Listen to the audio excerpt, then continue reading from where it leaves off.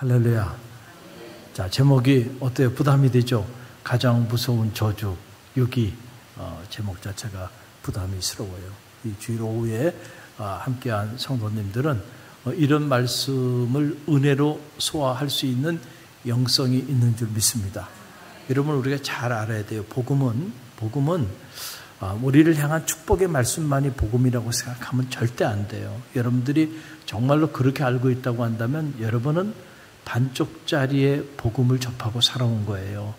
절대 그렇지 않습니다. 진짜 복음은요, 나를 향한 하나님의 축복의 메시지도 복음이고 나를 향한 저주의 메시지도 복음인 줄 믿으시길 바랍니다. 하나님의 말씀은 이렇게 그냥 우리를 향하여 무조건 축복만 해주는 말씀만이 아니에요.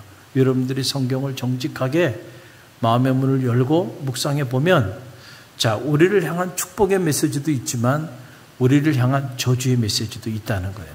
그러니까 오늘 이 로마서 1장 마지막 끝자락에 나오는 말씀은 안타깝게도 우리를 향한 저주의 메시지예요.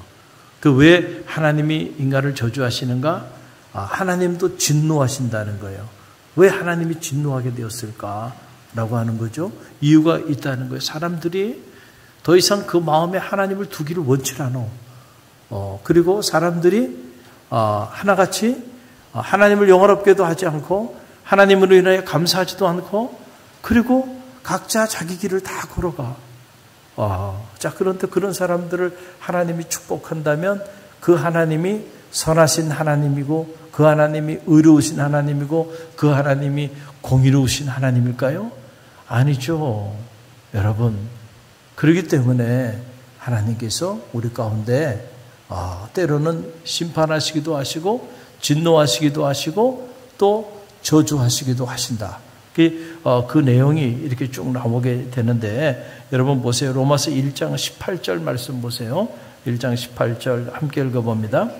하나님의 진노가 불의로 진리를 막는 사람들의 모든 경건하지 않음과 불의에 대하여 하늘로부터 나타나니. 그랬어요. 자, 하나님의 진노가 임하는데 그 진노가 왜 누구에게 임하냐면은 불의로 진리를 막는 사람들. 그러니까 불의로 진리를 막으며 살아가는 사람들. 자, 이런 사람들에게 하나님의 진노가 임하는 거예요. 우리가 신앙생활 하면서 저는 하나님을 기쁘시게 해드리는 삶이 여러분의 삶이 되기를 간절히 바랍니다. 여러분, 자녀가 부모를 위해서 뭐 이것도 하고 저것도 할 수 있죠. 그러나 정말로 효자, 효녀는요, 다른 게 아니에요. 그런 거 안 해주더라도 부모의 기쁨이 되는 자녀. 할렐루야. 참, 그 자녀 때문에 부모가 너무너무 생각만 해도 기뻐.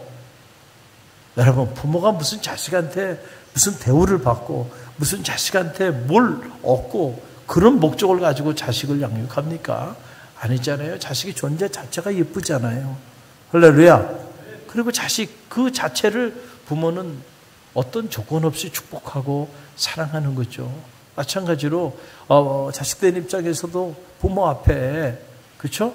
뭐 부모님이 나에게 이런저런 재산도 좀 물려주고 숨겨놓은 아파트도 좀 있고 그런 게 있으면은 부모님한테 잘하고, 아무것도 물려줄 게 없는 부모면 쳐다보지도 않고 찾아오지도 않고 연락도 안 하고 그러고 살아간다면 그건 자식도 아니에요.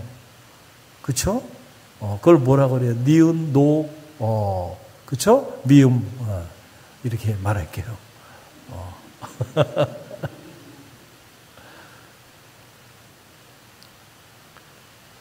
기쁨이 돼야 돼. 내 존재가 우리 부모에게 기쁨이 됐으면 좋겠다.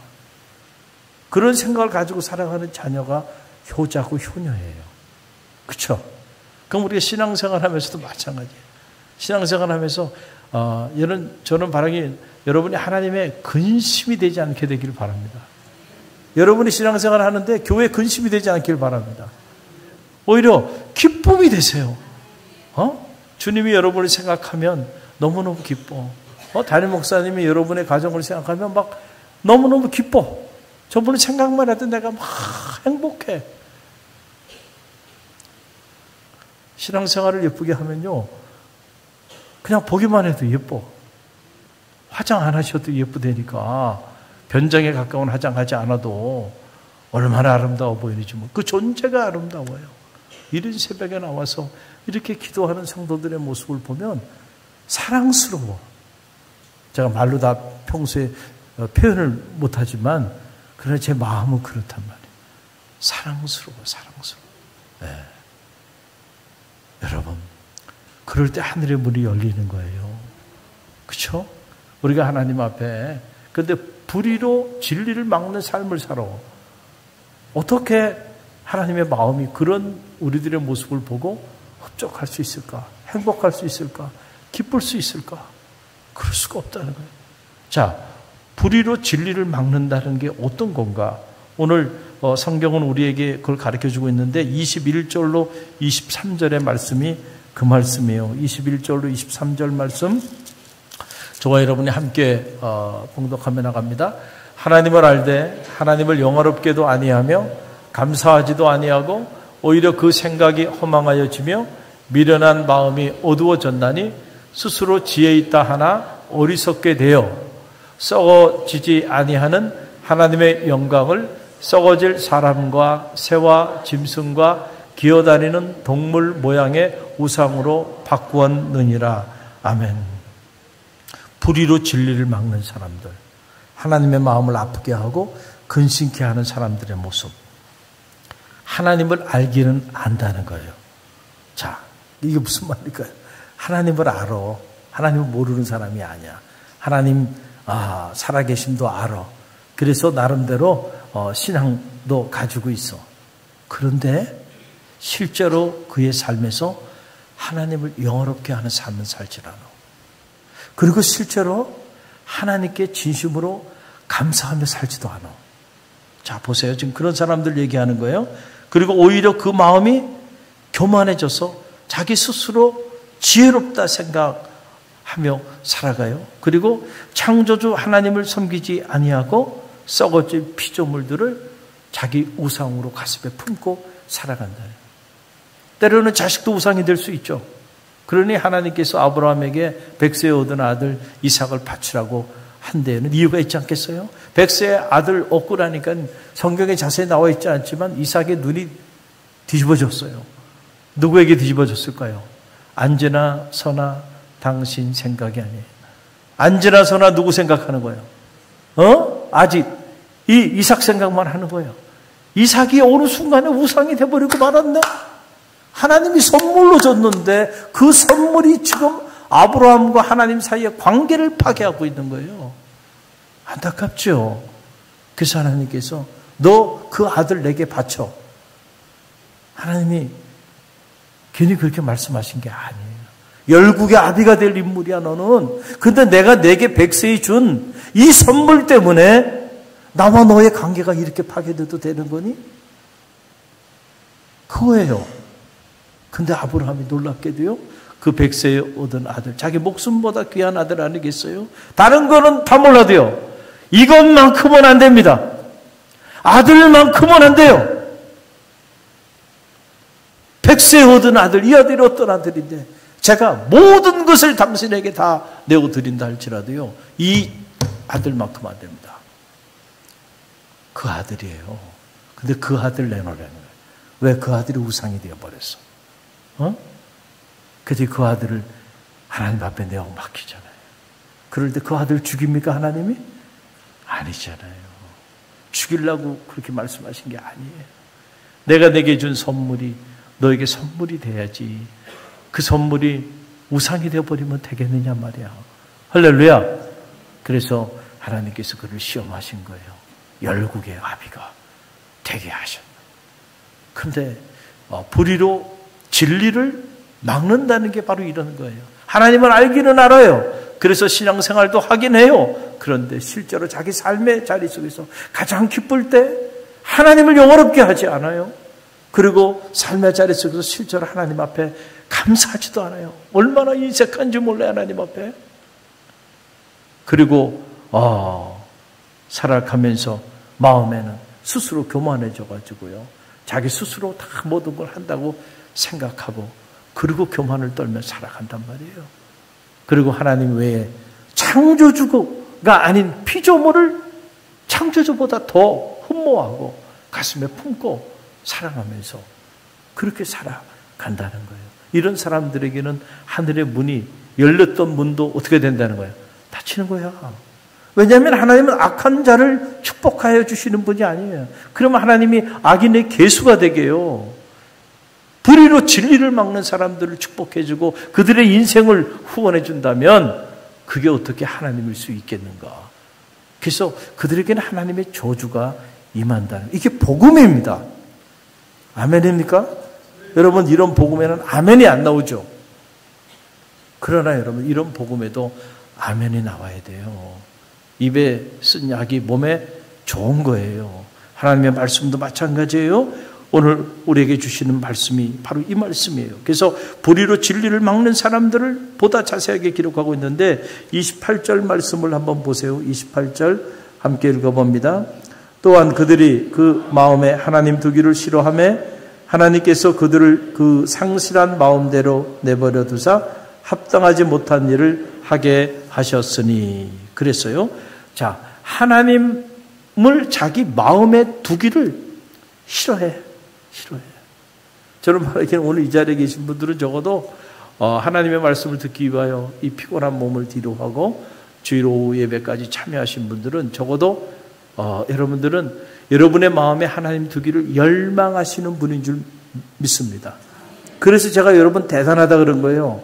제가 괜히 칭찬하는 게 아니에요. 근거 없이 칭찬하는 게 아니에요. 근거가 있습니다. 이 자리에 계신 게 여러분의 칭찬받을 만한 근거입니다. 할렐루야. 아무나 이 자리에 계실 수가 없어요. 도저히 불가능합니다.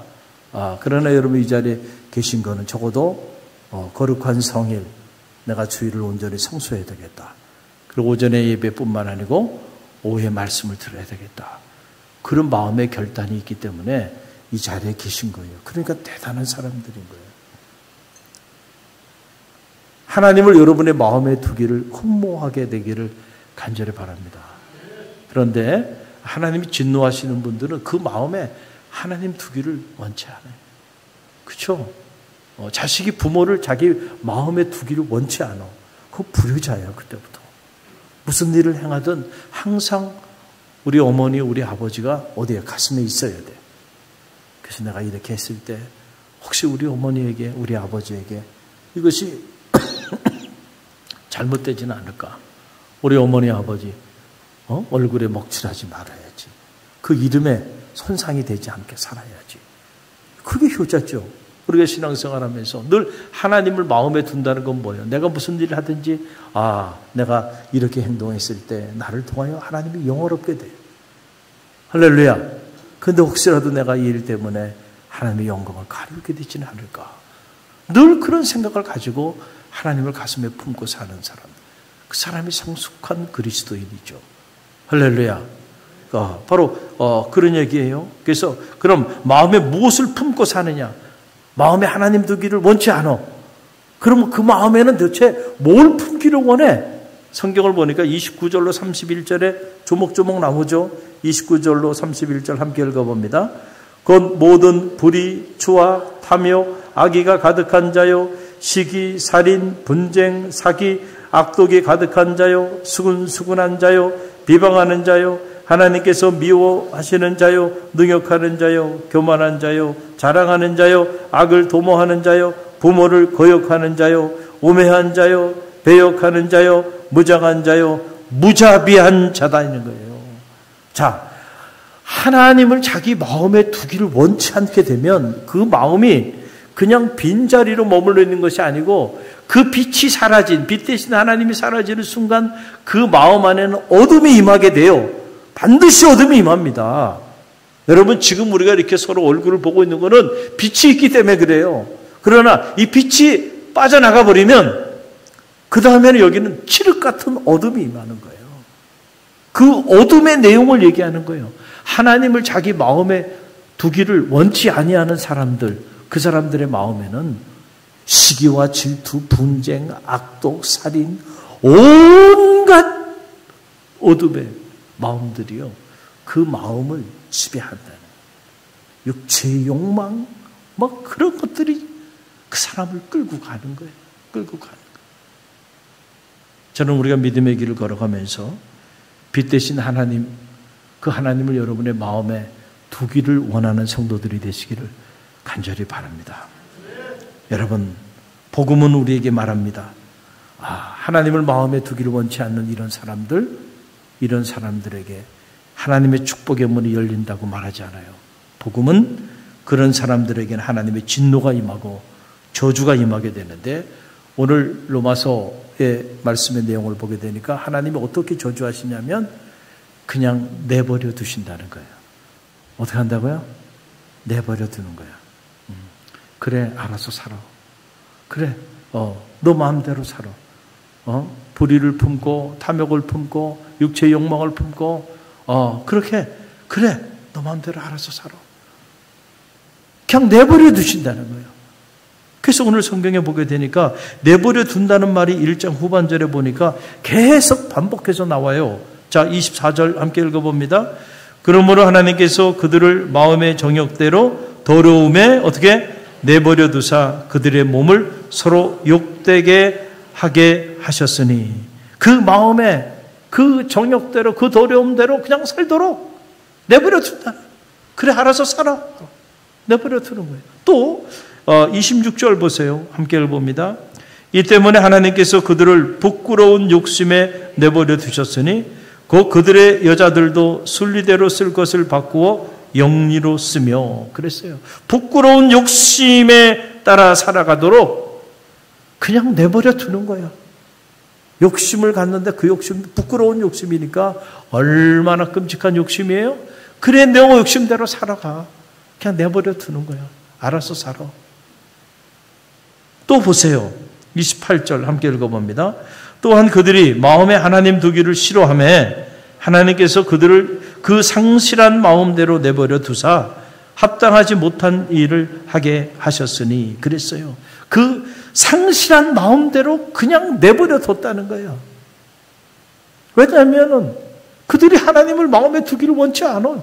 그래, 그럼 뭐 그렇게 살아 라고 하는 그런 얘기예요.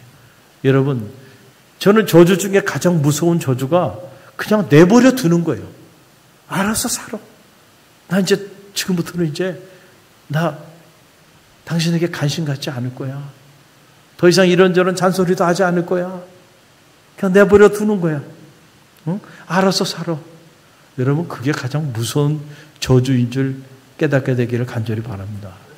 어떤 사람들은 착각해요. 아유, 뭐 내가 내 마음대로 이렇게 다 신앙생활하고 이러는데 자유롭다는 거예요. 왜 자유롭냐? 아무도 뭐라는 사람이 없다는 거죠.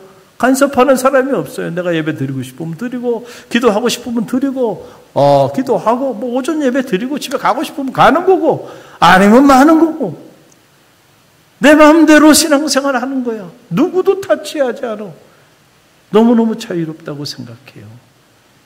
그런데 여러분, 무서운 착각입니다. 정말로 그렇습니까? 정말로 누군가 여러분에게 아무도 믿음 안에서 권면하지 않습니까? 그렇다고 한다면 여러분들은 영적인 유기 상태에 던져져 있는 거야. 근데 그것도 모르고 잘 살고 있다고 착각하는 거예요. 무서운 일이에요, 이거는. 할렐루야. 여러분, 저는 동물을 사랑합니다. 여러분도 동물을 사랑하게 되기를 바랍니다. 아멘은 안 나오는군요. 얼마나 동물이 예쁜지 몰라요. 왜냐하면 아이들도 너무 예쁘고 동물도 예쁘고 또 이렇게 계절의 변화를 보니까 하나님 만드는 대자연도 얼마나 예쁜지 몰라요. 바다 보면 바다도 예쁘고 산 보면 산도 좋고 산 보면 그냥 나는 자연이다처럼 그냥 숲속에만 살고 싶어요. 통나무 집 져놓고 그냥 그냥 숲에만 있고 싶어. 바닷가에 가면 다 바닷가에만 있고 싶고. 그래서 한편으로는 감사해요. 모든 걸 좋아하니 저는 행복하잖아요. 네, 제가 행복하니까 여러분 또 상처가 돼요? 마음에 상처가 됩니까? 저는 이 계절의 변화도 감사. 모든 게 감사해요. 너무. 근데 요즘 동물들을 사랑하다 보니까 이제 애완 동물들을 키우게 되잖아요. 애완견들. 그래서 보니까 애견 카페, 애견 호텔, 그 다음에 애견 또 이렇게 장례식장도 있고, 이 애견에 대한 이런 비즈니스들이 많아졌어요. 가족처럼 이렇게 함께 살게 되는데, 그것까지는 좋은데, 그런데 왜들 그렇게 갖다 버리는지 몰라요. 그렇죠? 이 유기견들이 많은데 2022년 6월부터 올해 9월 7일까지 제가 통계를 좀 찾아보니까 유기견 통계 보니까 25만 5,718마리가 이건 이제 통계에 잡힌 것만 그런 거예요. 통계에 못 잡히고 저 들개처럼 다니는 거는 알 수가 없잖아요. 이렇게 많이 갖다 버렸다는 거예요. 그러니까 이렇게 버린 이 유기견들의 대부분은 새 가족을 찾으면은 입양을 할 수 있지만 그렇지 못한 것들은 안락사를 시킵니다. 얘는 버려지면 죽는 거예요. 버려지면 죽는 거예요. 내버려뒀다는 게 뭘까? 내버려뒀다는 거, 이것은 유기야. 내가 신앙생활을 제대로 하고 있지 않은데 누구도 나에 대해서 야단치는 사람이 없어. 누구도 권면하는 사람이 없어. 이렇게 하세요, 저렇게 하세요 말하는 사람이 아무도 없어. 그렇게 나는 그냥 내 고집대로 내 마음대로 그냥 그렇게 신앙생활 하고 있어. 어떻게 보면요, 내버려진 건지도 몰라. 그렇죠? 여러분이 여러분의 자식이니까 잔소리도 하고 잘못된 길로 걸어가면 안타까워서 야단도 치고 하지만, 여러분이 하고 아무런 관계없는 그 사람을 붙잡고, 그런 자녀들을 붙잡고 여러분들이 그렇게 얘기합니까? 아니에요. 관심 없어요. 그러니까 야단도 치지 않고 권면도 하지 않아요. 내버려 두는 거야. 이렇게 내버려 두게 되면 결국은 죽음밖에 우리에게 주어지는 게 없다는 거예요. 여러분 성경을 보세요. 히브리서 보게 되면 히브리서 12장 5절로 8절 말씀 보세요. 5절로 8절 함께 읽어봅니다. 또 아들들에게 권하는 것 같이 너희에게 권면하신 말씀도 잊었도다. 일러스되 내 아들아, 주의 징계하심을 경히 여기지 말며 그에게 꾸지람을 받을 때에 낙심하지 말라. 주께서 그 사랑하는 자를 징계하시고 그 받아들이시는 아들마다 채찍질 하심이라 하였으니 너희가 참으면 징계를 받기 위함이라. 하나님이 아들과 같이 너희를 대우하시나니 어찌 아버지가 징계하지 않는 아들이 있으리요? 징계는 다 받는 것이거늘 너희에게 없으면 사생자요 친아들이 아니라. 아멘. 자, 여러분, 징계가 없어. 내가 신앙생활 하는데 누군가가 야단도 치지 않고 권면도 하지 않고 끌어주는 사람도 없고 채찍질하는 사람도 없어.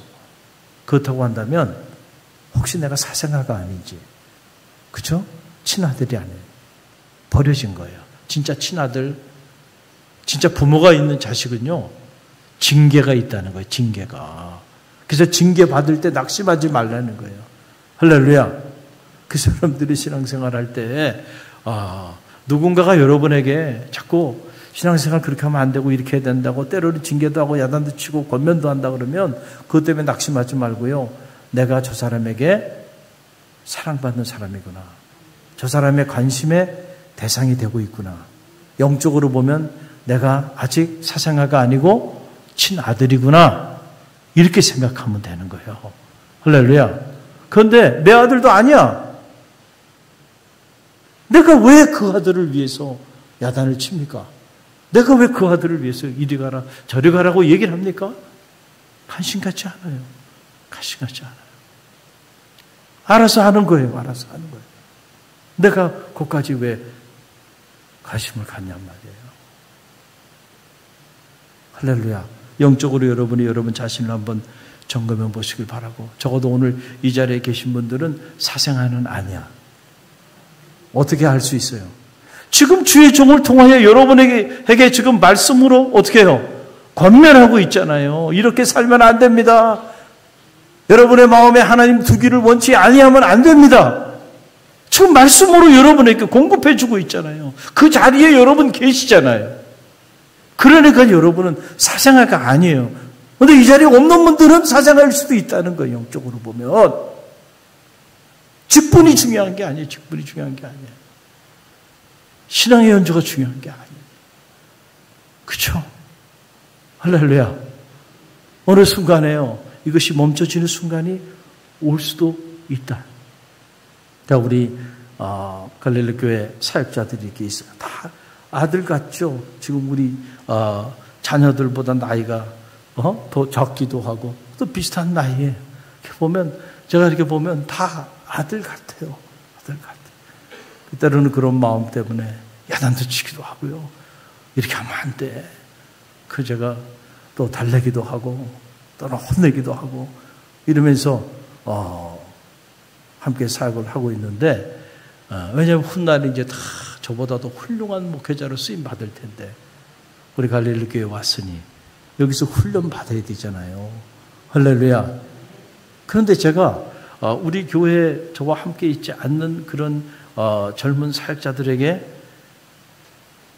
제가 품격 떨어지게 뭐 야단을 친다든가 아니면 그러지 않는단 말이에요. 안 합니다. 죄송하지만 저는 관심이 없습니다. 관심 없어요. 특별히 우리 갈릴리 교회에 속해 있는 성도들의 자녀들 중에 목회 길을 걸어가는 성도들이 있어요. 그분들은 관심 갖습니다. 다 나하고 하나님이 저에게 허락해 주신 다 양떼들이야. 거기까지 관심 가져요. 다른 교회 교인들 저 관심 없습니다. 그렇다고 제가 나쁜 목회자일까요? 아니에요. 그 교회는 그 교회 목사님이 있어. 그들을 케어하도록. 그렇죠? 그분이 그 양떼를 돌볼 거야. 나는 내게 주어진 양떼들만 돌보면 돼. 이것도 보고 뭐.